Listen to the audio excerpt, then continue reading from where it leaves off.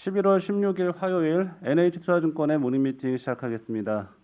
뉴욕 증시는 약보합 마감했습니다. 다우지수와 나스닥지수 0.04% 내렸습니다. 주식시장은 지난 5주간의 상승 이후 관망세를 보였습니다. 유가는 WTI가 0.2% 올라서 배럴당 79.8달러입니다. 미국채 10년물 금리는 4.3bp 상승해서 1.616%로 올랐습니다. 달러 인덱스는 95.5로 장중 52주 최고치를 갱신했습니다. 원달러 환율은 1.2원 내린 1178.4원입니다.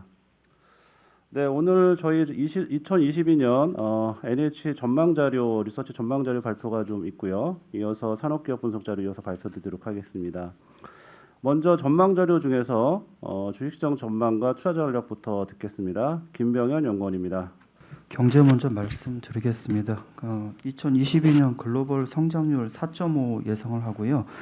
올해보다는 기저효과로 떨어지는데 코로나 전에 10년간 평균이 3.4였거든요. 그러니까 지난 10년보다는 높은 수준, 그러니까 올해보다는 떨어지지만 10년 평균보다 높다라고 보고요. 이를 주도하는 거는 미국, 유럽이 성장을 주도할 것 같고 주된 배경은 이들 지역은 재고 자체가 지금 동난 지역이기 때문에 아마 가동을 더 돌려야 될 겁니다. 그렇기 때문에 DM 위주의 성장을 예상을 하고요. 인플레이션은 마찬가지로 올해보다는 떨어지겠지만 2% 위를 갈 것 같습니다. 왜냐하면은 임금이 올라오는 상황이기 때문에 인플레이션은 계속 유지가 될 것 같고요. 그리고 통화 정책은 사실상 마무리지만은 재정 정책은 계속 지속되는데 통화 정책이 자산 시장과 좀 연동됐다고 치면은 재정은 아무래도 실물이랑 연관되기 때문에 인플레 유지되겠다라고 보고 있습니다. 그래서 성장률과 인플레 모두 올해보다는 낮아지지만 지난 10년 평균보다 위다. 그 주된 배경은 임금 상승 그리고 올해 생산 못한 거 확대, 재정 확대 이런 것들을 생각하고 있습니다. 이상입니다. 이에 따라서 코스피는 내년도에 2,800에서 3,400포인트 레인지 내에서 상고하저, 즉 상반기 상승, 하반기 하락의 패턴을 보일 것으로 예상을 하고 있습니다. 내년도 상반기에는 병목으로 지연된 글로벌 생산이 재개될 거고요. 여기에다가 미국 정부에서 복지 및 재정 확대 등에 따라서 리플레이션 트레이드가 가능한 구간이다라고 생각을 하고 있습니다. 하지만 하반기는 좀 글로벌 경기 상승 탄력이 둔화되는 과정에서 테이퍼링 이후에 금리 인상에 대한 노이즈가 나타날 것 같고요. 미국의 중간 선거 전후의 부자 증세 그리고 빅테크 규제 등에 대한 이슈화가 나타날 개연성이 있고 중국의 공산당 전당대회 등도 있다는 점을 감안해야 될 것 같습니다. 페드의 고학경제 유도 지속에도 내년도 연말로 갈수록 금리 인상에 대한 시장의 의심이 좀 계속될 것으로 판단을 하고 있습니다. 미국의 장기 금리가 연말 연초 속도감 있는 상승 이후에 내년 3분기 정도까지 횡보를 예상하기 때문에 앞서서 경제도 말씀 주셨지만 금리 레벨이나 이런 것들을 감안을 하면 경기 민감주에 좀 우호적인 환경이 될 것이다라고 판단을 하고 있습니다. 예, 투자 아이디어 이어서 말씀드리도록 하겠습니다. 내년에는 이 올드 이코노미 관련된 중요성이 부각이 되면서 이들 업종을 중심으로 가파른 매출 성장이 나올 것으로 예상을 하고 있습니다.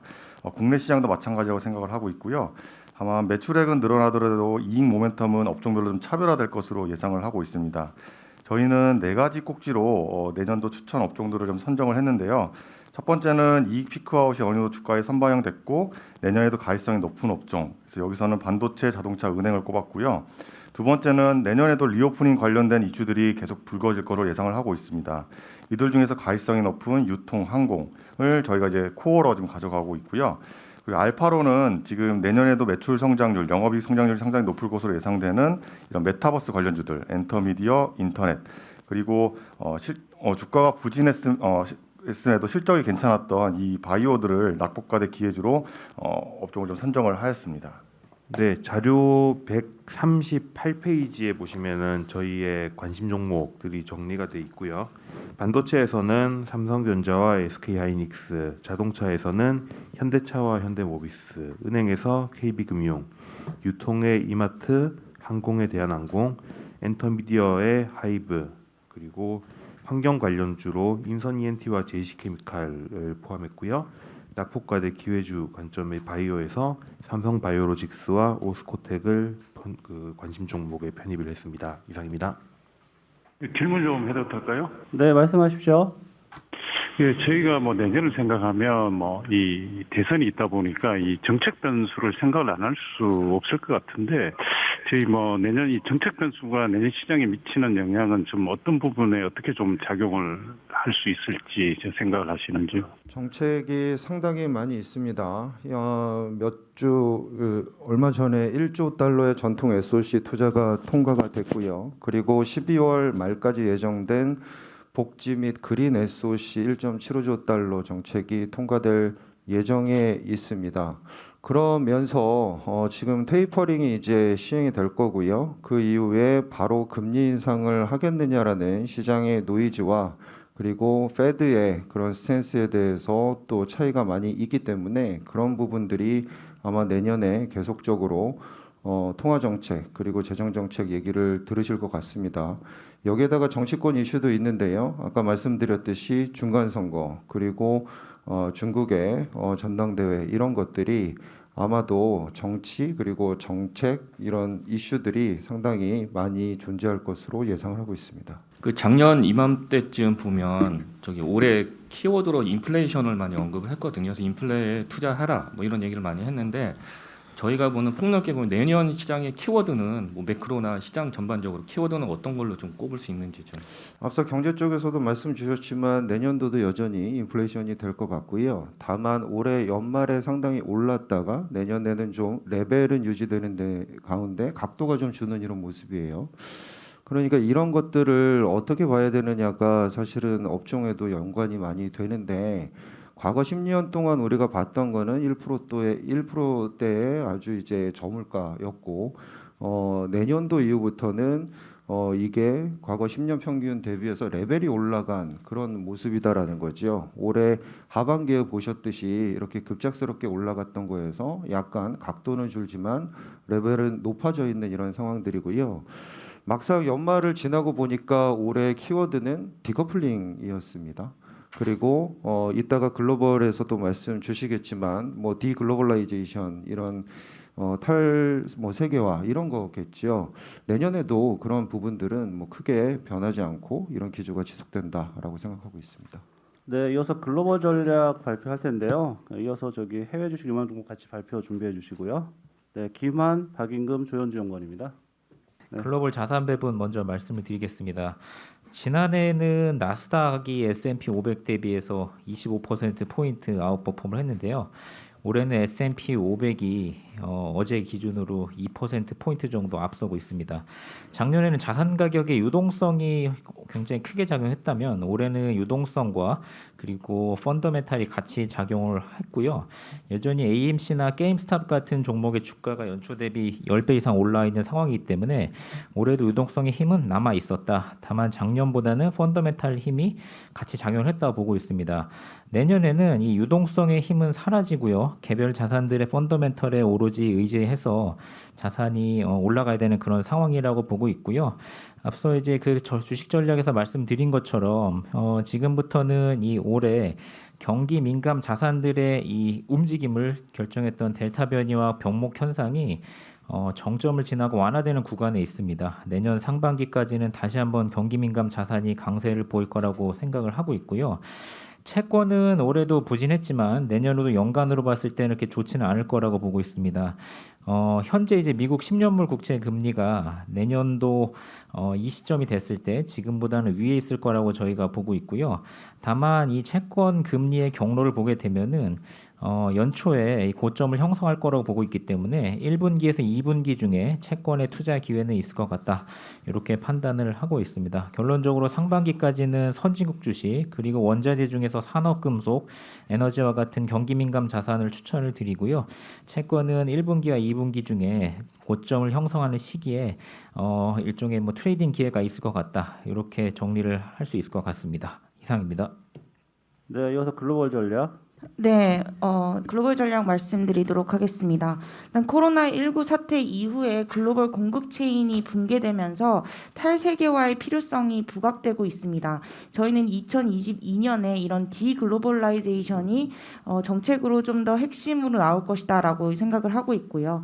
최근에 글로벌 공급 체인 재구조화가 나타나고 있는 모습이 실제로 발견되고 있습니다. 선진국 같은 경우는 중국의 의존도를 낮추고 자국이나 인접 국가로 리쇼어링 정책을 진행하고 있는 상황입니다. 저희는 세 가지 이슈로 인해서 이 디글로벌라이제이션이 좀 커질 것으로 예상을 하고 있는데요. 일단 첫 번째는 환경 분야입니다. 이제 탈세계화 시대의 국가 간의 경쟁은 환경 쪽에서 나타날 것으로 예상을 하고 있고요. 유럽에서 시작되는 탄소 국경세가 이제 시작점이지 않을까라고 생각을 하고 있습니다. 두 번째, 기업 입장에서는 이런 공급망 안정성을 추진하기 위해서 무인화라든가 자동화에 대한 투자를 지속적으로 할 것으로 생각을 하고 있습니다. 여기서 기회를 찾을 수 있을 것 같고요. 개인들 입장에서는 이 탈세계화 시대에도 빈부격차가 좀 확대될 것으로 예상을 하고 있습니다. 결국에는 소외된 계층은 계속해서 가상현실로 도피하려는 심리가 커질 것으로 예상을 하고 있어서 메타버스 산업 같은 경우는 지속적으로 2022년에도 좋을 것으로 예상을 하고 있습니다. 이어서 중구조 말씀드리겠습니다. 2022년 시진핑 3기 정부가 출범할 예정입니다. 3기 정부 출범 이전에는 공평 추구에 초점을 맞출 것이고 중국 본토주의 시장은 박스권 흐름 보일 것으로 예상됩니다. 또한 미중 패권 전쟁 속의 탈탄소 과정에서 이 중국 전력 배류체인 모멘텀은 강화되고 있습니다. 한편 세칙이 발표되면서 인터넷 플랫폼 관련 반독점 규제 불확실성이 완화 중에 있습니다. 시진핑 3기 정부 안차 이후에 공동무역 시현을 위한 세부 정책, 1대1로 사업 재개, 자본시장 개혁과 wen화 국제화 추진이 예상됩니다. 내년 상반기에는 항생 테크 지수, 3분기 후반부터는 본토시장 매수 전략이 유효하다고 판단됩니다. 이상입니다. 예, 글로벌 파트를 좀 요약을 해드리면은요, 이제 전체적인 시장 전략과 스타일 전략에 대해서 좀 말씀을 드리도록 하겠습니다. 저희 전략 쪽에서도 앞에서 말씀드렸지만 내년도에는 선진국한테 경기 회복에 대한 힘이 있다라고 좀 판단을 하고 있고요. 그러다 보니까 이제 선진국과 신흥국 간 디커플링이 좀 나타나는 그런 모습들이다라고 좀 보고 있습니다. 아무래도 선진국이 가진 정책의 힘이라든지 백신 효과 같은 것들로 인해서 내년도에도 이제 선진국 중심의 주식시장이 좀 흘러갈 가능성들이 높다라고 좀 판단을 하고 있기 때문에 선진국 중심의 글로벌 포트폴리오 구성을 좀 권고드리고 있습니다. 전체적인 글로벌 주식시장에 대한 방향성은 내년도에 상고 화저의 궤적을 좀 그리고 있고요. 경기 회복이라든지 정책 효과 같은 것들로 주가 상승세가 좀 이어지다가 이제 하반기 이후에는 미국에서 나타날 수 있는 중간 선거 리스크 내지는 연준의 정책 전환에 대한 우려들이 좀 불거지면서 주가가 좀 다소 조정받지 않겠나라고 좀 보고 있습니다. 디커플링 국면이기 때문에 그 중에서도 이제 알파 찾기가 내년도에도 상당히 유효할 거다라고 좀 판단을 하고 있는데요. 한 4가지 정도로 좀 요약을 해볼 수가 있을 것 같습니다. 미국과 유럽의 이제 리오프닝, 그리고 남유럽 국가의 경기 회복 가능성, 그리고 중국 안에서는 앞서서도 말씀드렸지만 본토 지수보다는 항생 지수에 좀 관심을 두고, 그리고 아시아 전체 신흥국 내에서는 이익 개선세가 조금 더 빠르게 나타날 수 있는 인도라든지 이런 아시아 신흥국에 대해서 좀 관심을 두자라고 좀 말씀을 드리는데요. 일단 남유럽 국가만 조금 더 자세하게 말씀을 드리도록 하겠습니다. 과거에 이제 통화정책 전환기 내지는 뭐 재정위기 같은 것들로 인해서 남유럽 국가에 대한 리스크가 상당히 높아진 그런 모습들이었었는데, 일단 유럽 주식시장에 대한 특성은 가치주에 대한 비중들이 다른 국가 대비 훨씬 더 큰 사항들이고요. 최근에 이제 남유럽 국가에 대한 입국자들이 좀 빠르게 반등하고 있다라는 점을 좀 감안해 보면 내년도에는 남유럽 국가가 경기가 좀 빠르게 반등할 가능성들이 높고, 실제 이제 GDP나 성장률 전망치들도 상당히 높게 전망이 되고 있거든요. 그래서 남유럽 국가가 경기가 좀 빠르게 반등하고 이에 따른 유럽 전체 주식시장에 대한 반등 가능성을 좀 높게 보고 있기 때문에 내년도에는 선진국 안에서도 미국보다는 유럽의 수익률이 상당히 견조할 가능성들이 높겠다라고 좀 보고 있습니다. 다음으로 이제 스타일 측면에서 좀 말씀드리면은 인플레이션 국면들이 좀 이어지고 있기 때문에 성장주보다는 경기 민감 가치주에 좀 무게를 두고 있고요. 그리고 기대 인플레 상승 국면과 중간 선거를 앞두고 독과점 규제 강화 우려들이 좀 남아 있기 때문에 빅테크 업종에 대한 주가들은 시장 대비 언더할 가능성들이 높다라고 좀 보고 있습니다. 전체적으로 이제 시장 수혜가 예상이 되는 그 정책 수혜가 좀 예상이 되는 건설, 에너지, 기계 업종 그리고 리오프닝과 관련된 호텔, 레저, 항공과 같은 업종들을 좀 추천을 해드리고 있고요. 그리고 탈 세계화 속에서 4차 성명이 좀 가속화되고 있다는 측면에서는 중장기적으로 메타버스와 관련된 업종들을 긍정적으로 보고 있습니다. 이상입니다. 네, 이어서 해외 주식 유망 종목 계속 발표 부탁드립니다. 네, 2022년 미국 투자 유망 테마로 친환경 전력 인프라를 선정을 하였고요. 그 중에서도 집중을 해야 되는 분야는 EV 충전 인프라 그리고 가정용 태양광 시스템 인프라로 생각을 하고 있습니다. 이 두 가지 인프라에 이제 집중해야 되는 이유는 결국에는 친환경 분야에 대한 미국 정부의 강력한 지원 정책과 규제 등으로 인해서 민간과 공공 부분의 지속적인 투자 확대가 예상되고 있기 때문입니다. EV 충전과 가정용 태양광 시스템 인프라 산업 모두 시장 개화 초기 단계이고요. 성장의 방향성은 확실하고 성장의 강도도 견고하다라고 생각을 합니다. 우선 EV 충전 인프라 같은 경우에는 EV 시장 성장의 궤를 같이 하며 견고한 투자 증가가 좀 예상이 되고 있고요. 따라서 가정용뿐만 아니라 상업용 충전 솔루션 수요 증가를 좀 동반할 것으로 기대되고 있습니다.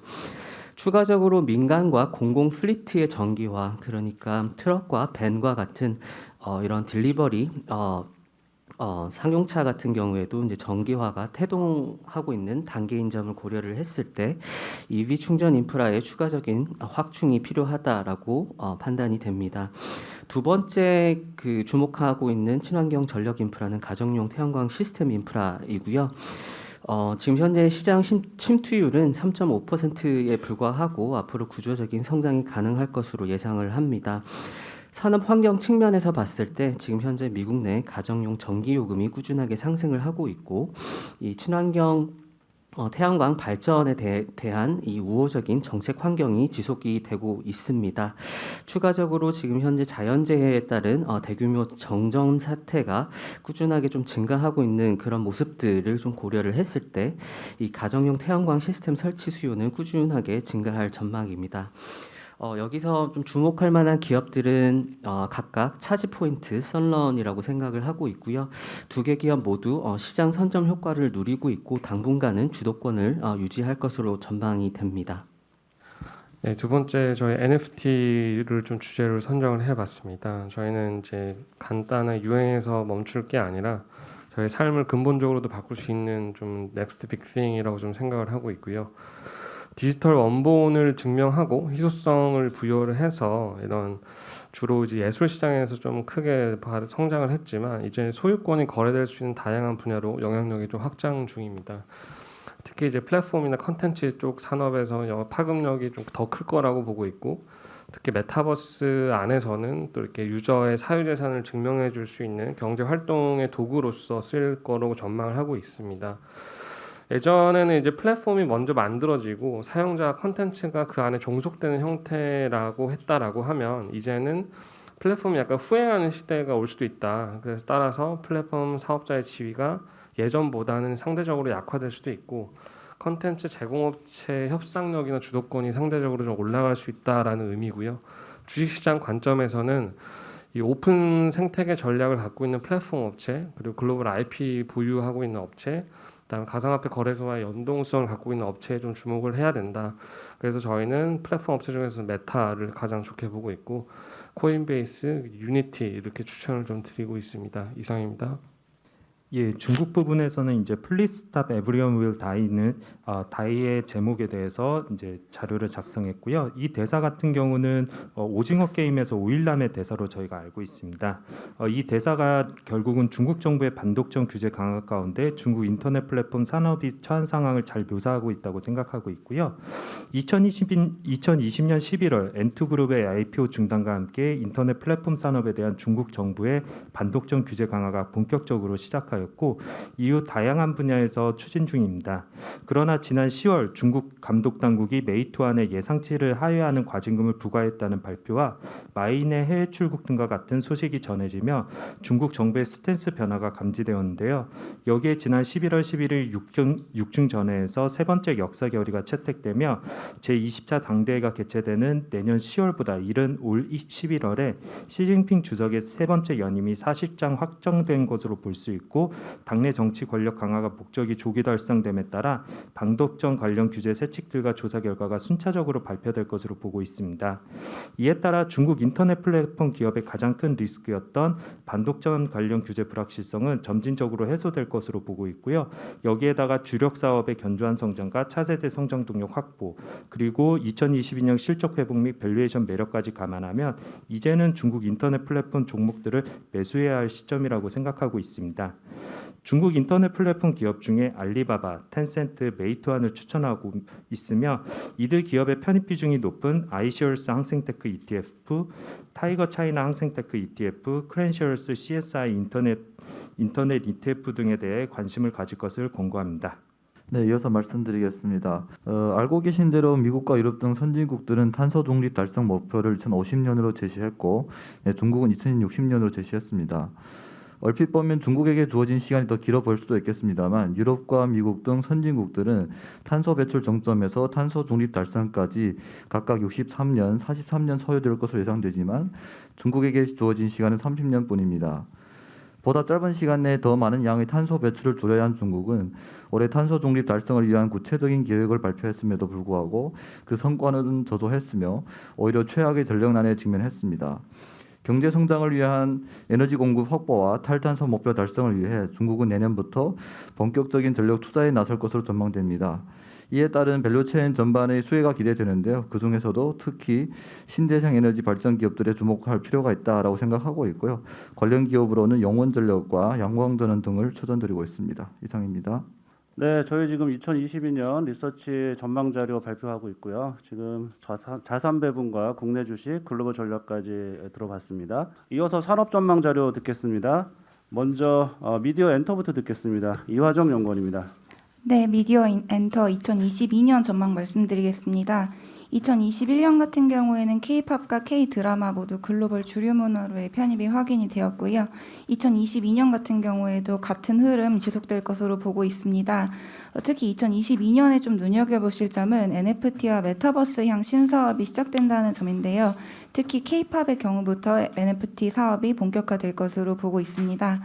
엔터테인먼트의 경우 K-팝 특유의 팬덤 문화를 활용해서 시장을 넓혀갈 것으로 보이고 이제 이 부분이 하이브의 포토카드 NFT 그리고 그 이외에 3사의 NFT로 이제 확인될 예정입니다. 탑픽으로는 특히 수혜강도 높을 것으로 판단되며 월드 투어까지 재개될 예정인 하이브 제시합니다. 이제 콘텐츠 산업 같은 경우에는 오징어 게임이 마중물 역할을 한 가운데 현재 차기 기대작들이 충분한 상황입니다.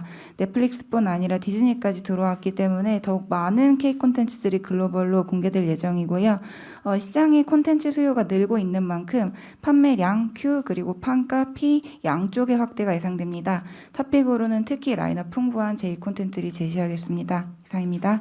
네, 이어서 반도체 산업 도현호 연구원입니다. 네, 반도체 말씀드리겠습니다. 4분기부터 시작해가지고 2022년 상반기까지 제가 이제 메모리 반도체 이제 다운 사이클 예상을 하고 있는데요. 최근에 뭐 10개월 동안 삼성전자, 하이닉스 주가가 뭐 지속적으로 빠져가지고 여기에 대부분 좀 반영되었다라고 좀 보고 있습니다. 그리고 주가가 업황에 6개월 이상 선행하는 그 속성을 감안했을 때 지금은 그 추가적인 이제 하락보다는 상승을 좀 염두에 둔 투자 전략이 좀 필요하다라고 좀 보고 있습니다. 향후에 이제 뭐 노이즈들은 좀 많이 나올 것 같습니다. 2분기까지 뭐 최근에 이제 수요 환경이 좀 부정적이고요.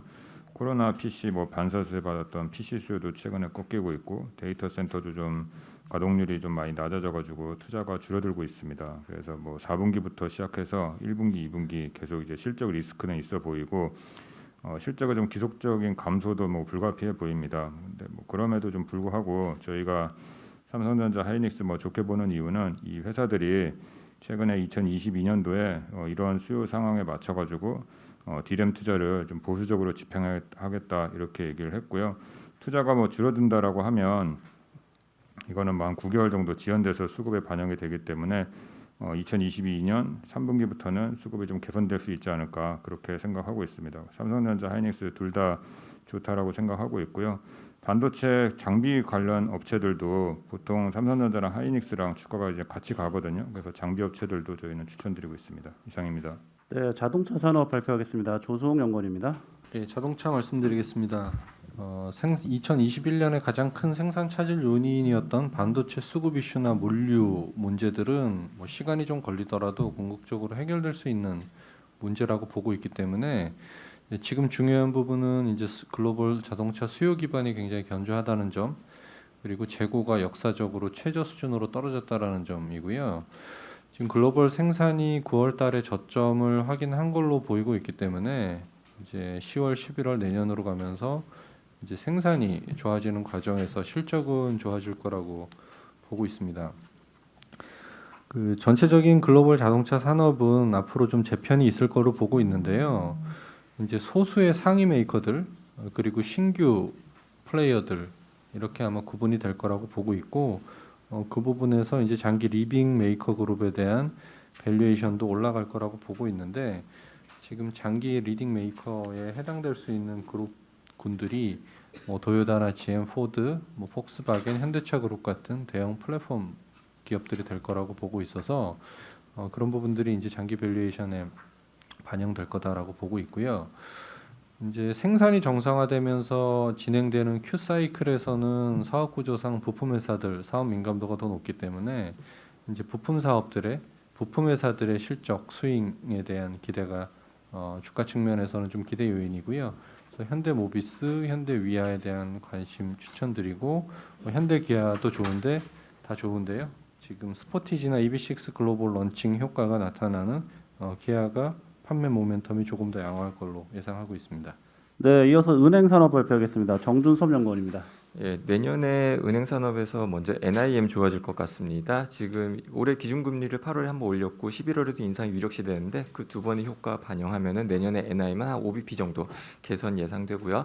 만약에 내년에도 이제 기준금리를 한 번 더 올린다라고 하면 추가적인 이제 개선도 가능하다 보고 있습니다. 대출 성장률은 6% 예상하고 있습니다. 먼저 가계대출 같은 경우 이제 올해는 이제 5에서 6% 정도 성장이 나왔는데 내년에는 한 4에서 5 정도로 조금 낮아지겠고요. 하지만 기업 대출이 여전히 7% 나올 거기 때문에 합쳐서 이제 6% 예상하고 있습니다. 크레딧 코스트는 올해 대비해서는 조금 올라갈 것 같습니다. 아무래도 금리도 올라가면서 차주들 부담도 조금 커지고 기업 대출도 조금 증가할 것이고요. 하지만 지금 자산 건전성이 이제 사상 가장 좋은 수준까지 이미 좋아졌기 때문에 이제 그것도 이제 크레딧도 큰 부담은 아니다라고 보고 있습니다.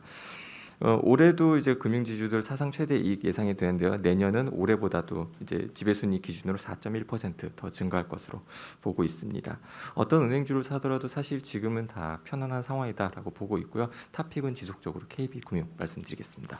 네, 유통산업 주영훈 연구원입니다. 네, 내년도 유통산업 긍정적인 의견 말씀드리겠습니다. 이제 올해 같은 경우도 저희가 리오프닝 관련돼서 이제 많이 엮이곤 했었는데 실질적으로 업체들의 영업 상황을 보면은 이제 정상적이진 못했습니다. 이제 사회적 거리두기 계속해서 단계 강화가 반복이 됐었고요.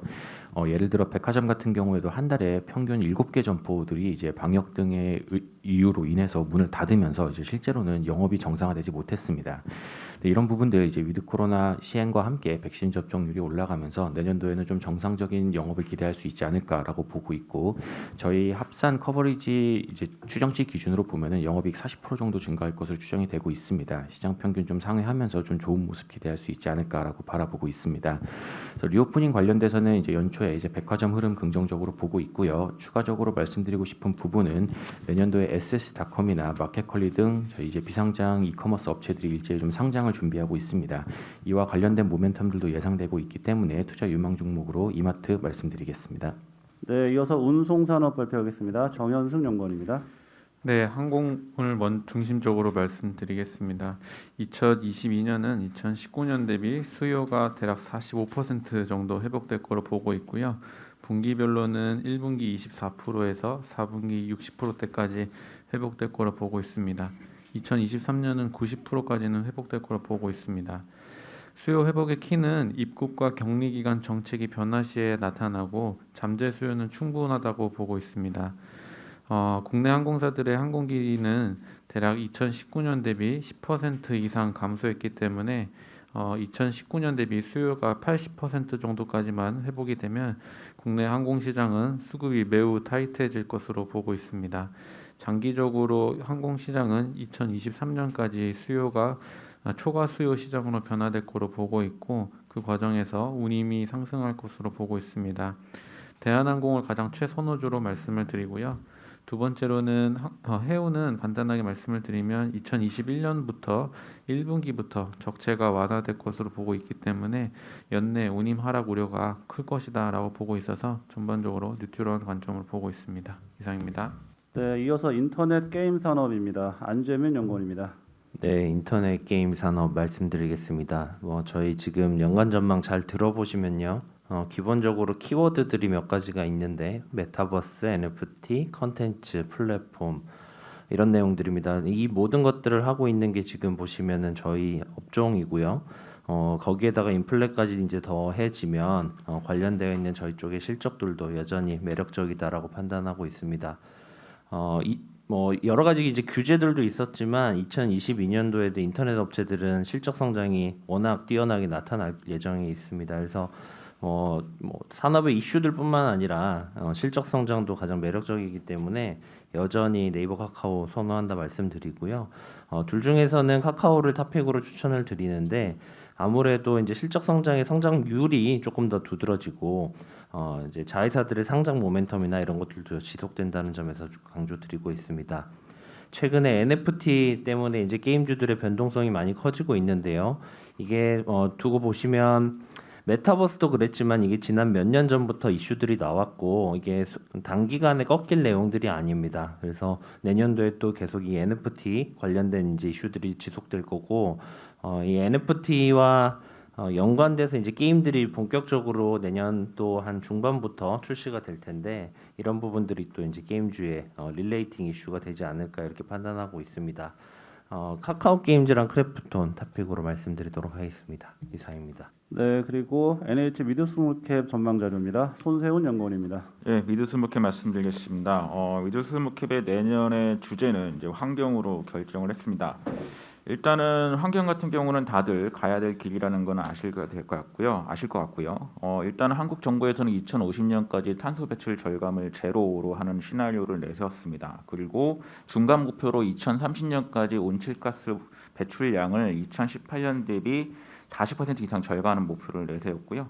그리고 내년 2022년 정부의 탄소 중립 관련 예산이 2021년 대비 63% 증가했기 때문에 가장 많이 증가했거든요. 그러니까 일단은 내년에 정권이 정부가 이제 새로 정부가 들어서는데 환경 관련된 정책은 계속 좀 나올 걸로 지금 보고 있는 상황이고요. 그래서 저희는 기업 중에서 환경 관련 신규 시장, 신규 사업, M&A 등으로 퀀텀 점프가 가능한 6개 기업을 투자 유망주로 선정했습니다.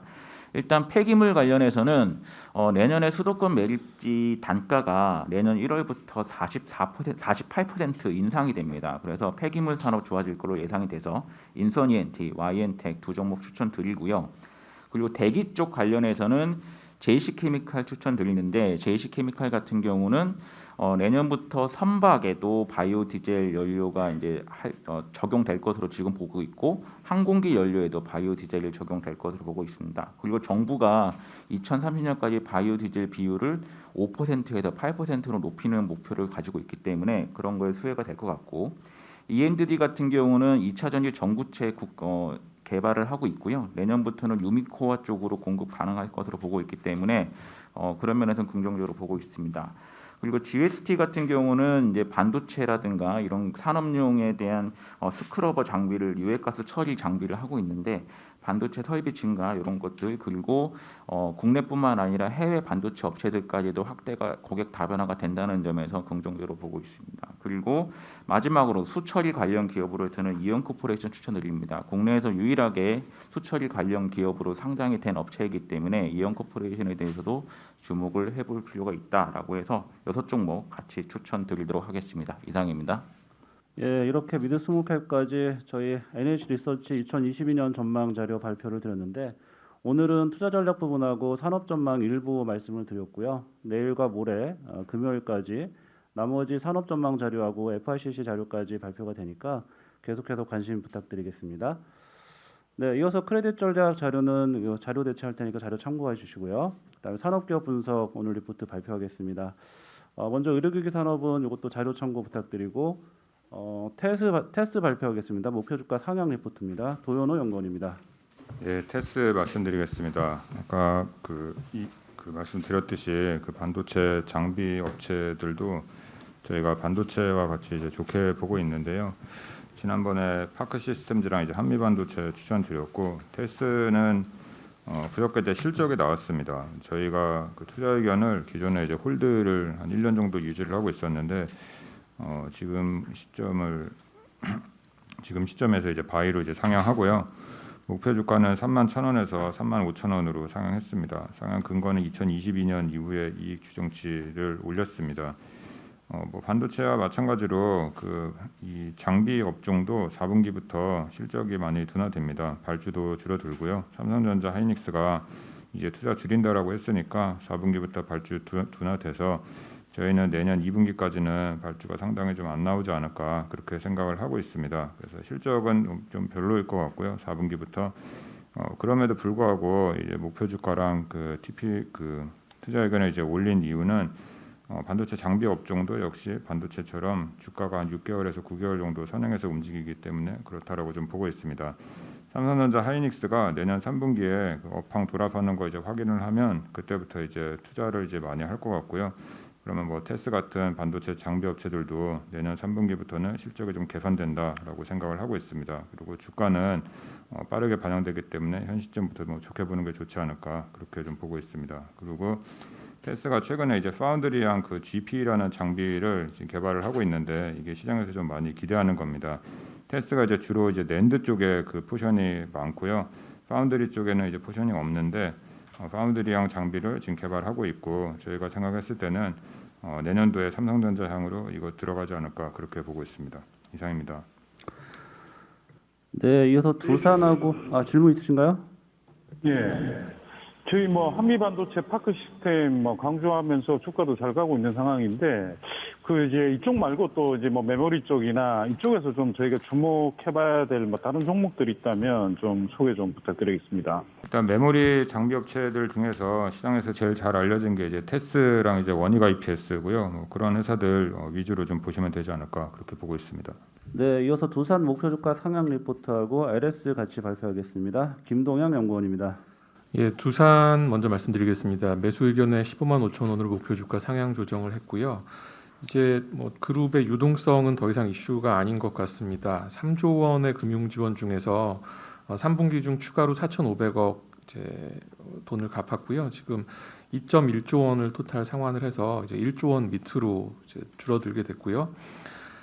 중공업 퓨어셀 밥캣하고 이제 미니 그룹으로 재구성이 돼서 자체 사업 전자 연료 전지를 중심으로 키워 나갈 것으로 보입니다. 목표 주가 상향의 근거는 이제 차입금이 계속 줄었기 때문에 그 상장 자회사 주가 변동하고 그리고 담보 부담 축소된 부분들을 반영을 해서 상향 조정을 했고요.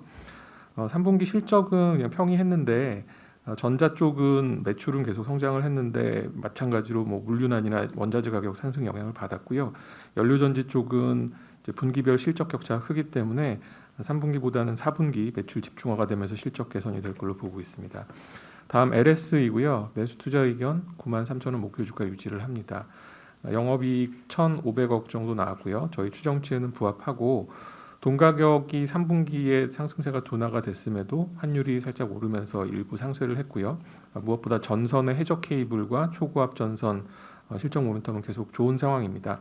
4분기에는 이제 3분기에 미리 당겨 쓴 LS 니코동재련 기관 손익이 환입이 될 걸로 보이지만 돈 가격이 강세 전환을 했고 그리고 LS 전선 실적이 워낙에 견조하기 때문에 3분기에 버금가는 실적 모멘텀을 유지할 걸로 보고 있습니다. 이상입니다. 네, 다음은 디지털 대성 목표 주가 상향 리포트입니다. 정지훈 연구원입니다. 네, 디지털 대성 3분기 리뷰 자료이고요. 3분기 연결 기준 매출액 556억 원, 영업이익 148억 원으로 외형 및 수익성 모두 컨센서스 부합하는 실적 발표했습니다. 고등 부분 마진율이 28%까지 상향되면서 올해 들어서 계속 개선되는 모습을 보이고 있는데요.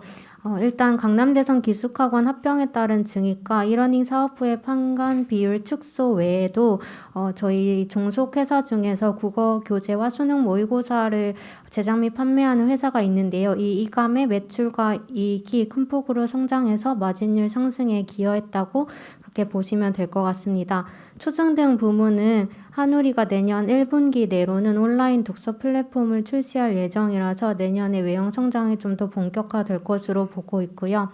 목표 주가를 기존 12,000원에서 13,000원으로 8% 상향했는데 상향 근거는 내년 대성 마이맥 홀패스 상품 가격이 기존 프리뷰 때는 추정치를 약 10%로 인상해놨었는데 지금 30%로 인상되었기 때문에 그 인상분을 반영해서 2022년 EPS 추정치를 7%가량 기존 대비해서 조정했습니다.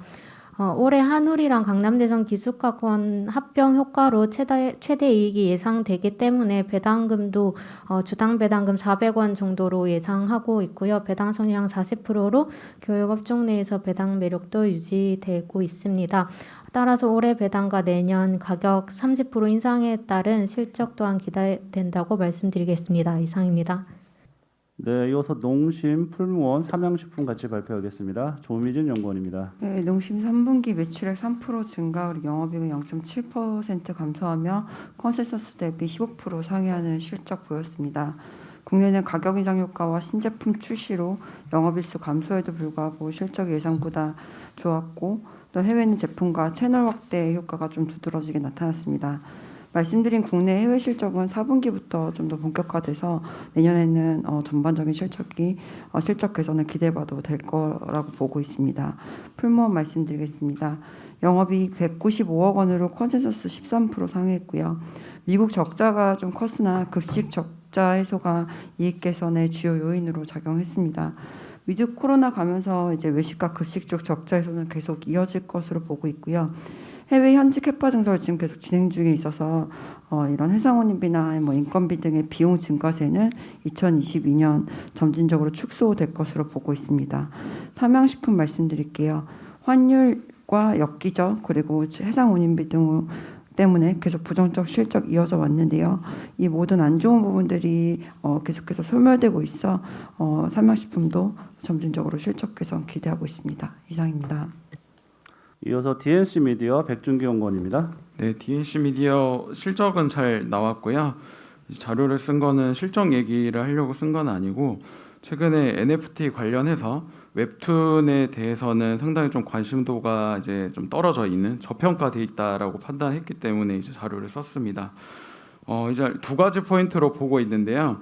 웹툰 그 자체로도 NFT적으로 이제 확장성이 있고 그다음에 이제 게임 IP로 활용될 수 있다라는 이제 두 가지 포인트로 이해를 하고 있는데요. 첫 번째 포인트는 예를 들면 예전에 이제 슬램덩크 만화 같은 경우에는 작가가 한 100개 정도의 이제 한정판을 사인해서 이제 준다라는 개념에서 웹툰 같은 디지털 자산도 이제 소유할 때 이제 충분히 이제 가치가 있는 NFT적인 측면이 있다라고 판단을 하고 있고요. 두 번째가 조금 더 이제 가시성이 높은 이제 게임화인데요. DNC 미디어는 2020년에 일본 피코마 그러니까 카카오 웹툰 플랫폼 일본 1위인 그 일본 플랫폼에서 나 혼자만 레벨업이라고 하는 작품으로 1위를 했습니다. 이 작품이 내년 상반기 때 이제 게임 개발에 대한 내용들이 오픈이 될 건데요. 이 부분을 고려를 했을 때 지금 게임주들이 굉장히 이제 주가가 좋고 할 때 이제 좀 강력한 IP를 확보를 한 이제 DNC 미디어 같은 웹툰 기업들도 좀 관심 있게 봐야 되는 시점이 아닌가라고 생각을 하고 있기 때문에 자료를 썼습니다. 이상입니다. 네, 끝으로 진성TC 발표하겠습니다. 윤요동 연구원입니다. 네, 진성TC 3분기 연결 기준 매출액 1,028억 원, 영업이익 41억 원으로 컨센서스가 이익에서 크게 하회하였습니다. 주요 원인은 재료비와 운송비가 크게 늘어났기 때문인데요. 지금 2분기부터 동일한 문제가 지속되고 있습니다. 하지만 저희는 이미 판가 인상을 완료하였고 운송비 상승분도 고객사가 보전해주기로 협상을 마친 상황이기 때문에 이익은 3분기가 바닥, 4분기부터 반등하는 모습 보일 것으로 전망하고 있습니다. 추가로 지난 5일에 미국에서 1조 달러 인프라 법안이 최종 통과되었습니다. 저희 섹터 내에서 가장 큰 중장기적 모멘텀이 시작된 만큼 내년에도 저희 같은 경우는 캐터필러를 중심으로 본격적인 외형 성장 지속될 것으로 보고 있습니다. 이상입니다. 네, 이상으로 모닝 미팅 마치겠습니다.